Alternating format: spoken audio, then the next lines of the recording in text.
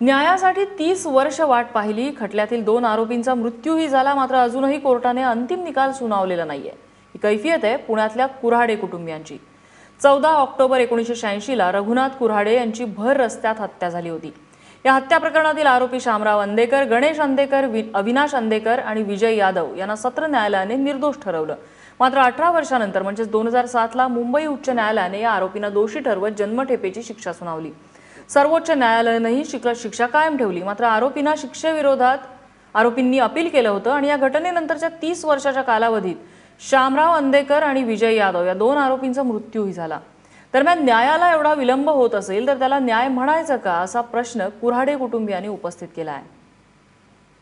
माझ्या वडिलांचा 14/10/1986 रोजी खून झाला आणि क्षुल्लक कारणावरून वाद निर्माण करून त्यांनी अमानुषपणे सर्वांनी तलवारी, कुकऱ्या वगैरे घेऊन त्यांचा पाठलाग करून त्यांना मारहाण केली आणि आज झाले जवळजवळ ह्या केसला 30 वर्ष, 31 वर्ष होते आले ते, ह्या ऑक्टोबरला 31 वर्ष होते।